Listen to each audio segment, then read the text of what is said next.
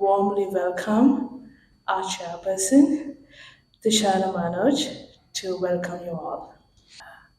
It is with great pleasure that we welcome all of you to the release of the research report titled A Brief Quantitative Research Civil and Political Rights of the LGBT Community Living in Sri Lanka.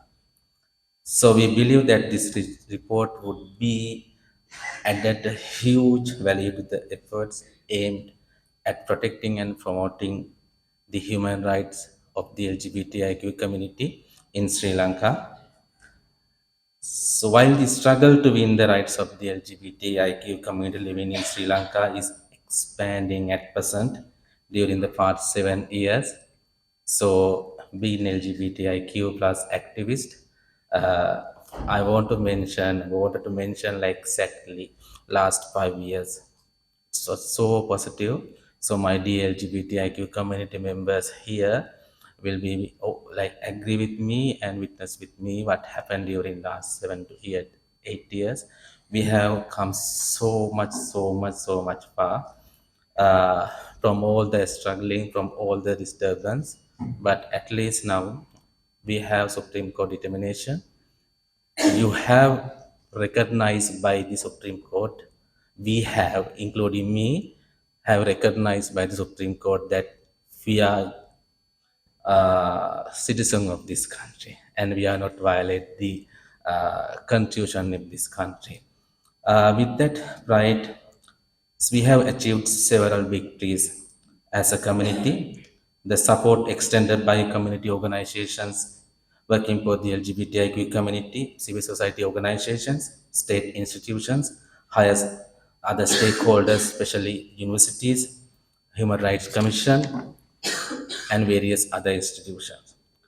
During many recent discussion we had at Equite Sri Lanka and the other LGBTIQ organization, we all know most of the time that policymakers, public officials, institutions, and individuals engage in legal reforms with regard to the rights of the LGBTIQ community. Concern were raised regarding the existence of scientific data. Most of the time, we used to go to the stakeholders, including police also. They used to say how many numbers, what kind of numbers you have, what kind of percentage you bring to here when we discuss with the stakeholders. They all like always keep questioning because you know that Sri Lanka most of the time the policymakers they get decision based on the statistics. That's how they show, but they don't. So, but I hope this with this research report would be immensely useful in future discussion on ensuring the rights of the LGBTQ community in education, employment, civil and political spheres, and health. In addition, this research report would enlighten the civil society organizations, universities, and those that study the LGBTIQ plus community about the matters covered through the research report. So the entire LGBTIQ community, thanks to the Social Scientists Association, Samaj Vidyanjange Sangamaya, which accepted Equity Sri Lanka's invitation to conduct this research report. Being able to secure the participation and participant of 856 respondents from the group of marginalized community networks that are hesitant to participate in this kind of research are not exposed to larger society should be identified as a huge victory. Thank you very much, Dr. Pradeep and team. You are wonderful. And for according to my knowledge, this is the very big and large research we had ever within the LGBTIQ community in Sri Lanka. So we would also like to welcome and thank the board of advisors who supported us in the planning of this research project, especially Jay, who proposed this research report. Initially, we were about to research about the to look the percentage of the LGBTIQ in the country, but Jake and the advisors they advise us not go for that much that kind of research, even though at least one LGBT person is there, they are entitled to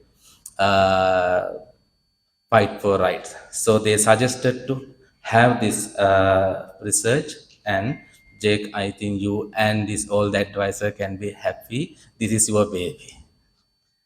In addition, this release of the research report will be holding panel discussion also on the civil and political rights of the LGBT community in Sri Lanka.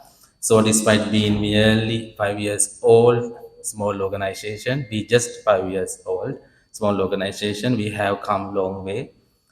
Some of the activities that we take pride in are engaging with the UN on documenting and reporting human rights violations against the LGBTIQ community, training the Sri Lanka Police, Prison Department, Ministry of Health, and the Ministry of Women and Children Affairs on sexual orientation and gender identities, building the capacity of the LGBTIQ community by organizing workshops, mentorship programs, providing fellowship programs, and organizing parties, especially to celebrate the Valentine's Day, Christmas, and New Year.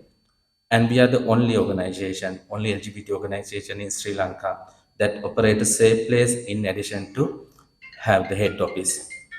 I request all of you to visit our Novarelia office one day if you can, and to see how diversity is important in efforts to protect the human rights of marginalized communities. Additionally, in the context of such positive achievements, you will witness today to the launch of Equite Sri Lanka website.